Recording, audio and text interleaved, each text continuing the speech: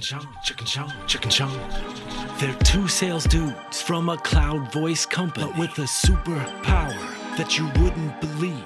Monday mornings they transform into some dope co-hosts with sports, pranks, and jokes. It's business, breakfast, and banter. Just try and hold back your laughter, cause it's some really funny spit out your coffee kinda quick wit. So grab a Pop-Tart and let the work week start. Momentum Mondays, yeah, with Chuck and Shawn. Momentum Mondays, yeah, with Chuck and Shawn. Chuck and Shawn. This week's episode of Momentum Mondays is brought to you by Holly. Command the conversation with confidence.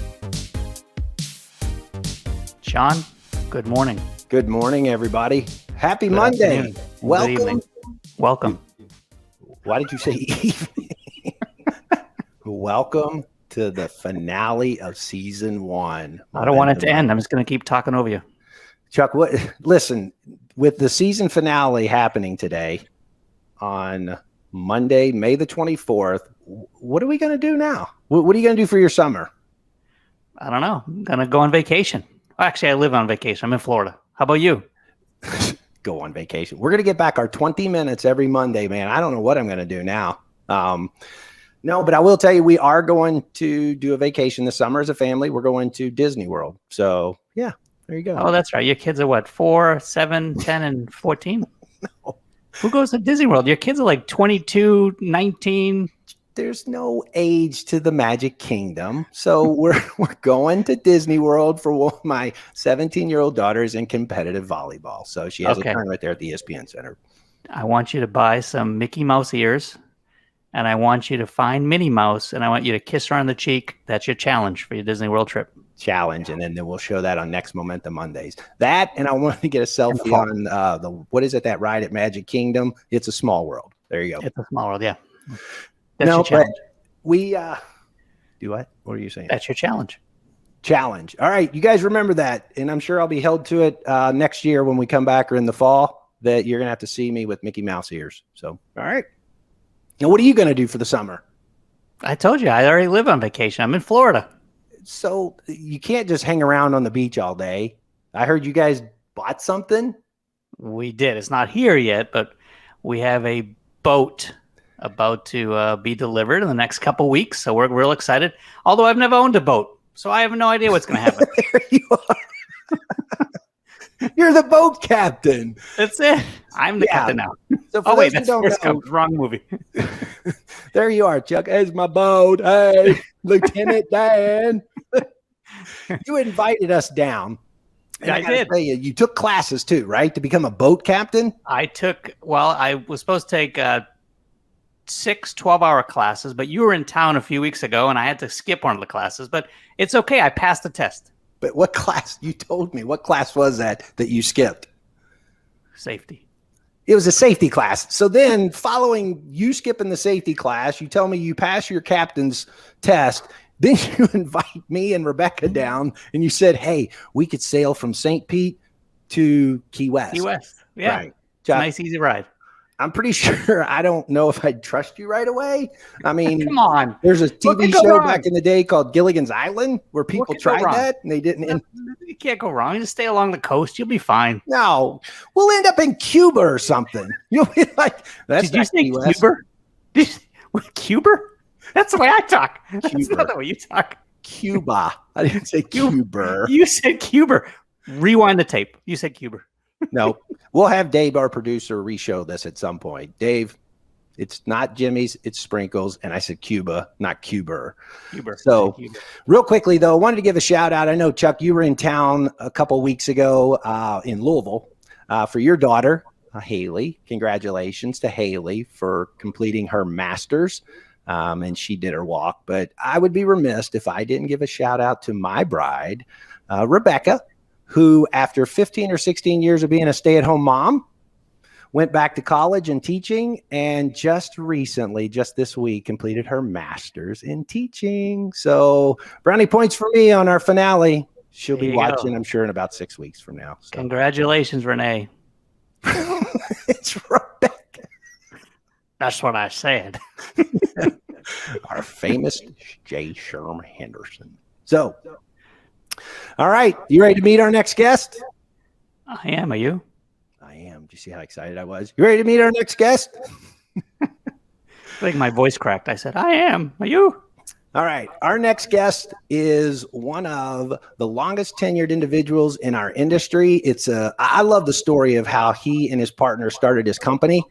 They have since grown into one of, if not the largest, one of the master agencies in our space. He is today's guest. He is Chief Development Officer, co-founder, Chief Marketing Officer, vlogger, aficionado, all of these things. Let's welcome Patrick Oborn. Patrick, welcome to Momentum Mondays season finale. Thank you for having me, man. Dude, I love the surf music. I love the boat. I love that you're going to go to Cuba. I speak Spanish. I'm volunteering to be your first mate. You speak Spanish? Did you see Lieutenant Dan? He's going to try out his sea legs. Lieutenant Dan. I speak. But Lieutenant Dan, you ain't got any legs. So how much Spanish do you speak? Like, yo no hablo español. What else? Hombre, yo hablo español perfectamente. I'm fluent. I lived in Spain for 2 years. Wow. Fluent in Spanish. All right, Chuck. That's who we need to take on this trip, because if we end up somewhere other than Key West. And I've been to Havana. Oh, wow. Nice. Maybe we just sail straight to Italy. That's the wrong direction, Shawn. What? Straight to Italy. You told me the other day, Patrick, he tells me, he goes, hey, I got this boat. And by the way, they sent the wrong engines. We actually get more power. Do you think that's a good idea for a person who's never boated before on the ocean? Of course it is.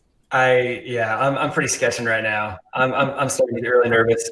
Really? All right. Well, we were going to invite you as our first guest on the boat because I'm a little nervous, my wife and I being the first people out there. So, all right, Chuck, we may have to defer to someone else besides Patrick. What could go wrong?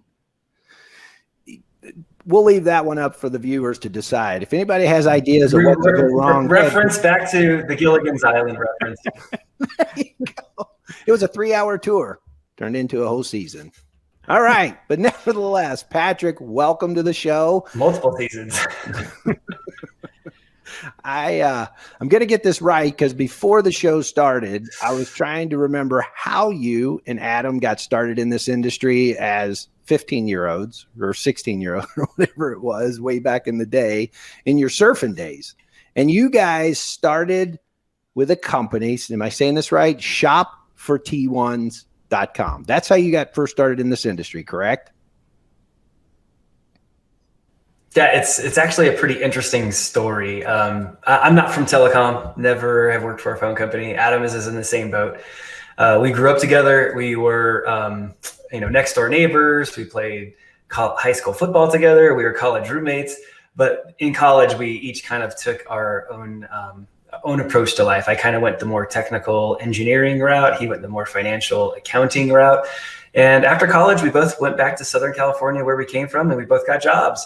And we both stayed in contact, and we both went surfing about once a month together, just have fun, figure out what it was we were going to do. We always wanted to start a business together, but never could really figure out what it would look like. So eventually one day I was messing around building some websites and stuff online, and I figured out that telecommunication products actually paid residual commissions. So I thought it was a pretty interesting proposition. So one day I called up Adam and I said, Adam, I think I know what we're going to do to start our own business. And he said, what's that? I said, we're going to sell commercial telecom. And he said, what's commercial telecom? And I said, internet access for businesses and voice products and stuff like that. He goes, why on earth would we go into commercial telecom? That seems like the most outlandish thing I've probably ever heard you say. And I said, it pays residual commission. And he said, I'm in. So after that, the decision was made. We were going to sell commercial telecom because just the concept of getting a residual commission for the life of the account was something that was just crazy for us. Like how do you get that? Well, there's insurance brokerage. There's maybe owning real estate. There's getting a patent and getting license fees. There's really only so many residual opportunities left in life. And we found out that this industry paid residual commissions. That was the one thing that captivated us. So my early inclination was to take what I had learned as a software developer, building websites and also search engine optimization, and get to work. So we created the website Shop for T1, like you referenced, Shawn, and we went at it. We went targeting T1 line, T1 service, T1 quotes, T1 price quotes, basically everything T1 you could ever think of. And within a month or so, we got #1 ranking. So that means a lot of leads started coming in through our portal. And Adam just didn't have the time. He was too busy surfing, too busy doing whatever, right? He was actually dating. He had a few different girlfriends going on and everything else. But we needed help. We had leads that were not even getting called. So we started attracting agents. Agents are like, "You guys have leads?" And so that was really the first iteration of Telarus, was that Shop for T1 era, where we were just an online lead shop. And then when we had 10 agents closing leads, we thought, man, we better have an agent manager manage those 10 agents and help them with quotes and everything else. And then we had 50 agents, and then now you need VPs, and then now you need a back office to help with all the stuff that our GeoQuote tool wouldn't price in real time. And eventually it just kind of evolved into Telarus. And this is kind of, where we are today, is we've just constantly kept adapting to the marketplace, adapting to our partners' needs, adapting to the services that are offered, and just adapting. So now here we are almost 20 years later. We don't look anything like Telarus 1.0. I mean, to ask us or to tell us back then what this would look like, we probably wouldn't have believed you. So, but same thing goes for you guys, Momentum. I mean, I think this whole industry is all about just adapting and staying ahead of the curve, figuring out where things are going, and then placing strategically placed long-term bets, and making sure that you're up to speed and ready to go when that technology does hit. Just like the wave. You want to be out there, not too far out, but not too far in. You want to make sure you're in the right spot for when that set hits, and then you're not on the shore looking out, seeing these great waves that you're not catching. So that is fantastic, Patrick. You guys are a monster agent now. How's it going with the, I understand recent private equity companies now part of the organization. Give us a little background there. How's that going? What do you guys continue to do as you're evolving? So no, that's great. So we brought in Columbia Capital as an equity partner. They own a minority stake in the business. So Adam and Richard and I still run the show.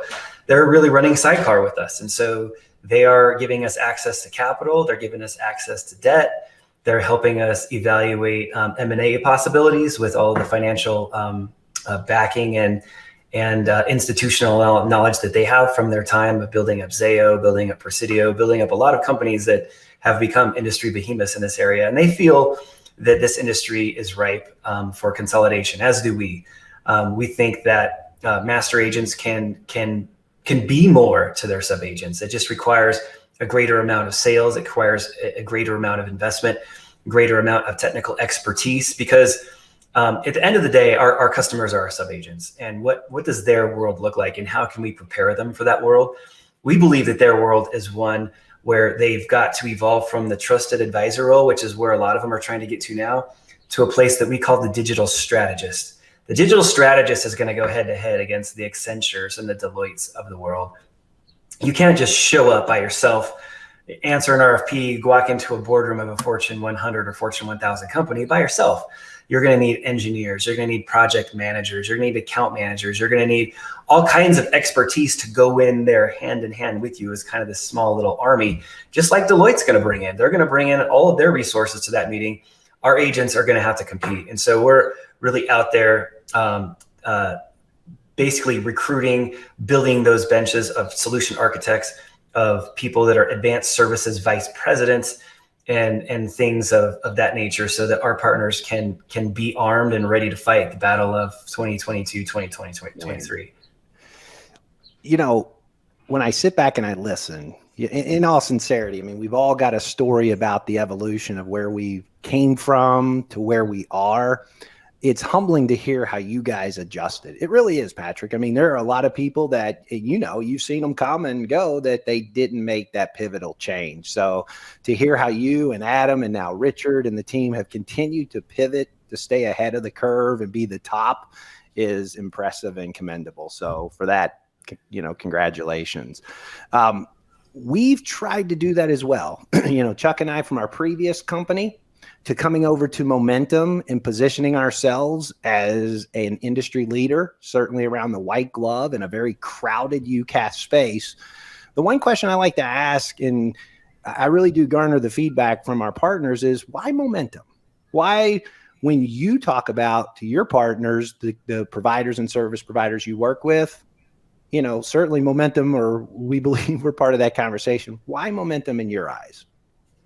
Well, I think you guys and Telarus have a very similar philosophy in that it's not just about the pre-sales. I mean, you talk to a lot of the masters out there, and you've got pre-sales engineers and pre-sale this and pre-sale that, and we have tools which all of us have now.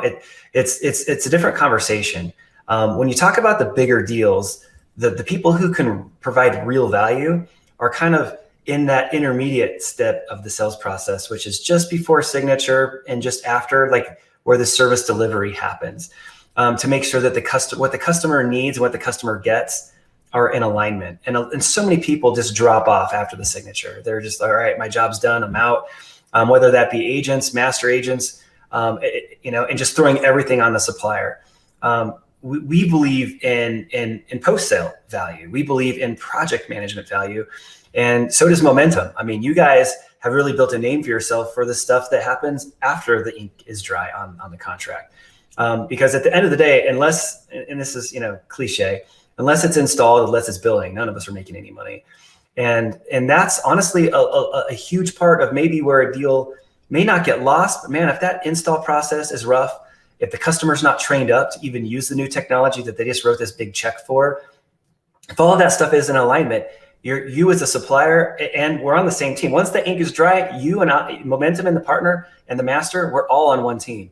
And our team is weakened and starting out honestly with 2 strikes against us. If the install doesn't go right, if the customer doesn't know how to use it, if it's confusing, if they can't get questions answered in a timely manner. And that's really where Momentum shines through. Your technology is fantastic, but everything that happens after the sale that actually allows the customer to use that technology as hopefully a competitive weapon and not just a utility. It's not just a phone. They're actually using this to engage with their customers in different ways, to get reporting from their communication systems that tells them a story about their customer's journey with them and their customer's experience with them. That's really the magic. And everything post-sale, whether it's Telarus support, Momentum support, that's really where the rubber meets the road. And I think where the separation is going to occur between the winners and losers. And even if you're not a loser today, you can become a loser really easily, especially when you start out with 2 strikes. And we know that when we put customers with Momentum, we're starting out with 0 strikes. Like, we have the leeway to make a mistake here and again, and not be totally out in the cold, because the install was fantastic. And your guys not just setting it up, but showing the customers how to use it is something that really sets you guys apart. Awesome. Well, thank you very much for that, Patrick. Last question I have: what's the next extreme race? I know you've done the Wabash 100 a few times. You've done Ironmans, multiple marathons. I think your recent marathon, were you sub 3 hours, if I'm not mistaken? I'm trying. I actually have a marathon in a week and a half, and I'm hoping for a 3-ish hour, 3:05, 3 hour, which is really funny because in my early 40s, I could never even sniff that time. And now I'm 48 and still setting records. So I'm really nervous every year. New Year's happens. I'm like, is this the year that I get slower, or is this year I get a little more faster? But just in fact, yesterday I actually had the privilege of doing part of the Ironman with the Iron Cowboy, who's in the process of doing the Conquer 100. That's 100 Ironmans, 100 days in a row, or one Ironman, 100 days in a row. And yesterday was day 79. And so I did the 112-mile bike ride with them. So I'm sitting here, as I sit here, I'm pretty sore. That's a pretty tough proposition. So in addition to my training and my races and stuff that I'm doing, Telarus is actually an active sponsor, both in terms of logistics, financial support, and even, several members of Telarus going out and riding bikes with them and running the marathon with them, and just giving him a lot of support. He was the keynote speaker. I don't know if you were there, Chuck, Yep. 2 years ago at Telarus Partner Summit in Boca Raton, Florida. This year, Partner Summit coming up in July, and San Diego is going to be amazing.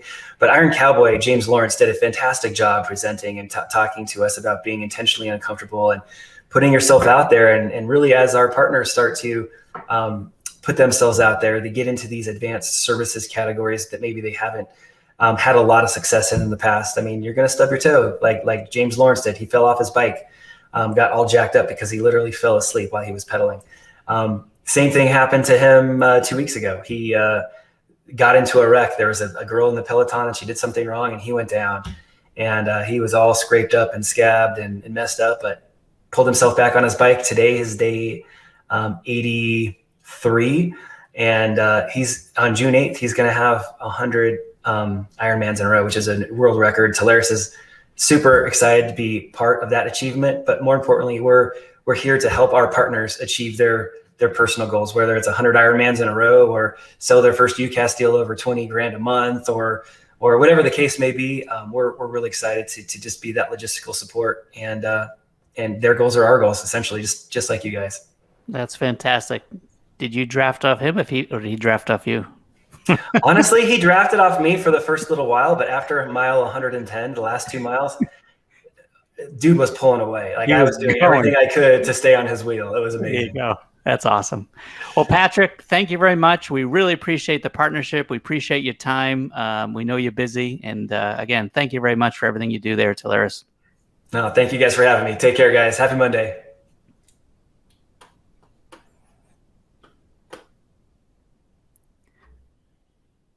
Shawn is completely muted. Shawn, your mic's not working. I don't know what happened. No way. You couldn't hear me? There you go. That was perfect. Do it again. I said, Patrick, there's a friends of ours that wanted to say hello, and yet they wanted to meet you 40, 50 times. Anna Marie and Luigi, say goodbye. They missed you.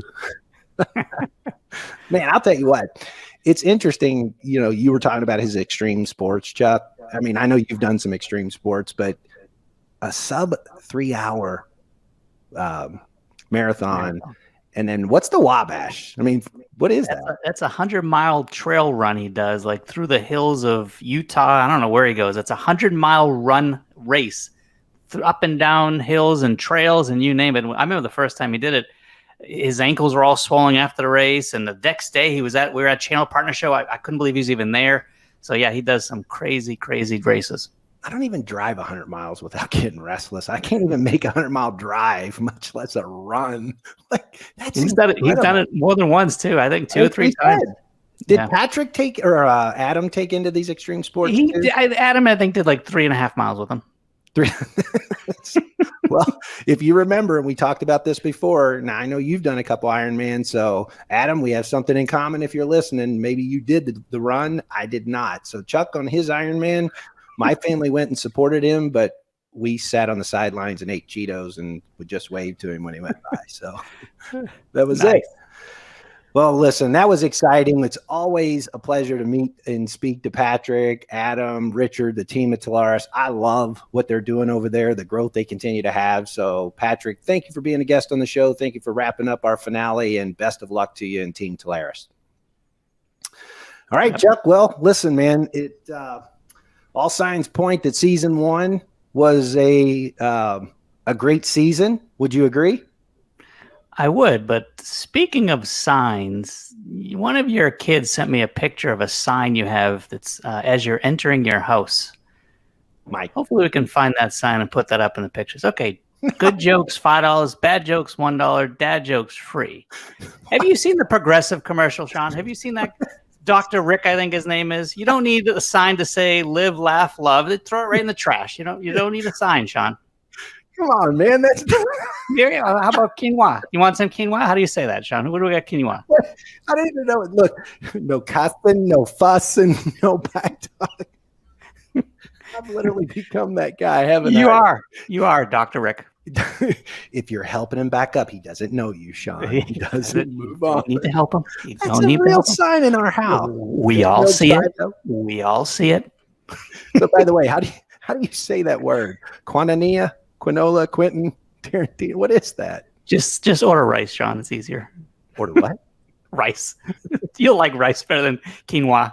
I don't even know what that is. It's actually a superfood. It's a superfood. It's a protein. Superfood? Superfood. Yeah, we have a feud. Every time I eat it, doesn't agree with me. Superfood. Like Superfly. All right. It's super quick. All right, Chuck. Well, you want to close us out on giving the folks a wrap up to season 1, episode 9 finale of Momentum Mondays. This is it. We will be taking the summer off, although look for a bloopers reel. Wait a minute, you said taking the summer. This is 20 to 25 minutes. You act like we've exhausted ourselves for months. Just think of how much more revenue you can sell, Shawn, with 20 minutes in the day. Oh, if only I started shopforT1.com back then. You know how much money I'd have now? A lot. Look at Patrick. I know. All right. If you're looking for a UCaaS provider that also provides network services, SD-WAN solutions, voice analytics, contact center, look no further. Momentum. We are taking the summer off. We'll be back in September. Thanks, everyone. Hang on. Call me if you want bad jokes $1, good jokes $5, dad jokes are free.